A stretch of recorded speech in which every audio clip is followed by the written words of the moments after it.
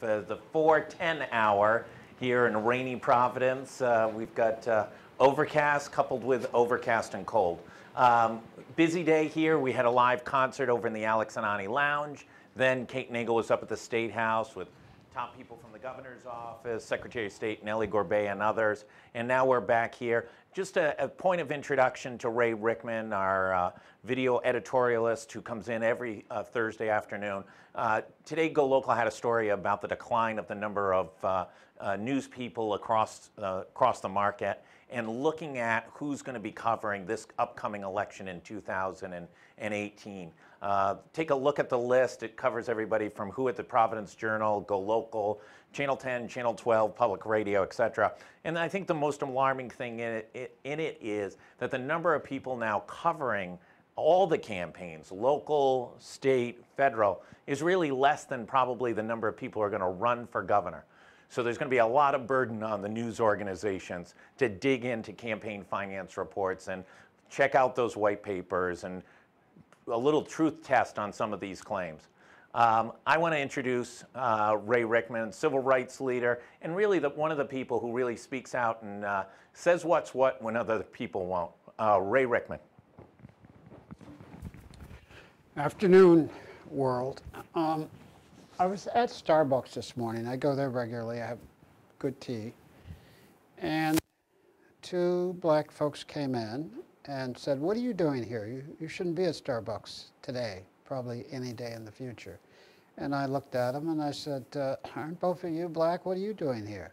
You know, this is Starbucks. I did something horrible the other day." And you would think all of a sudden the black folks and the white liberals and the civil rights advocates, all of us would go away. And Starbucks is very worried about that. The president of Starbucks is all over the news all day long for the last 2 days saying, "We're not like that. We're not racist." And they're going to close the store at afternoon in May, and they're going to do some training. I've thought about this deeply. You know, what makes this Starbucks incident an incident is the little video camera going, probably telephone, and it's recording the whole thing. It's recording the employees telling two black people to get out of a store. White folks don't have to get out of the store when they're sitting there waiting. The place isn't full. There's no reason for them to do it. And then they go to the next step. They call the police. They call the police. And the police come, and the whole tape's 8 minutes long because the police are trying to figure out on what basis can they arrest these two black guys. There's nothing clear and dangerous, nothing bad, nothing irregular. But they're having this discussion with them about, "You've got to get out of here and we probably need to arrest you."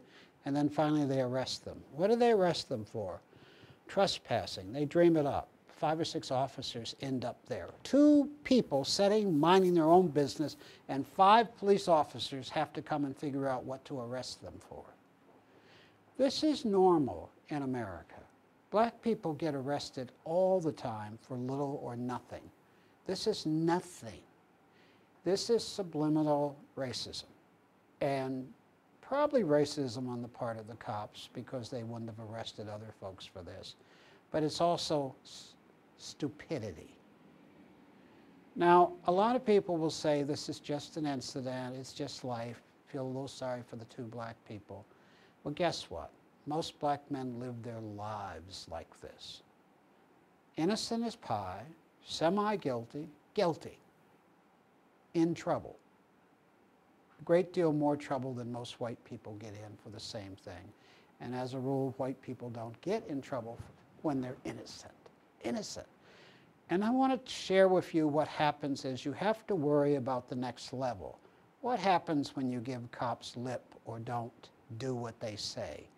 Do you get accused of resisting arrest? Do you get accused of, or can it really go wrong and something really bad happens when in fact nothing should have happened in the beginning? Nothing. This is racism. It's a perfect example. Now, let me say 2 things, and I'm getting more radical as I grow older. I really am. I'm surprised at myself. I'm still a pacifist. anti-violent. I'm still, follow the law. But I'm beginning to think we're going to do all this training. Everybody's going to have 2 or 3 hours of training to deal with the 30 years or 40 years of them creating bad attitudes about black people. They're going to get 90 minutes to correct it all.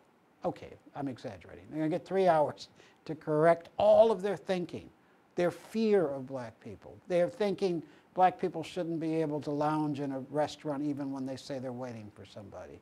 And we've got to fix that. I'm beginning to think that first we should have diversity training all of the time, annually, once a year.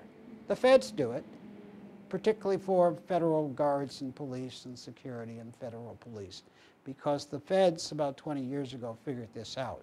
It's not something you fix in 90 minutes. Secondly, this is the radical part. We should talk to people before we hire them and figure out who they are. And they certainly don't belong on police force if they've got bad racial or gender views. They don't belong. So we should quit hiring bad people with the idea that we're going to fix them. You're probably not going to fix them. At best, you're going to get them not to do bad things, which is probably good enough. It's time for a change. I'm tired of all of these racial incidents. Tired. And some of them, as you know, are deadly.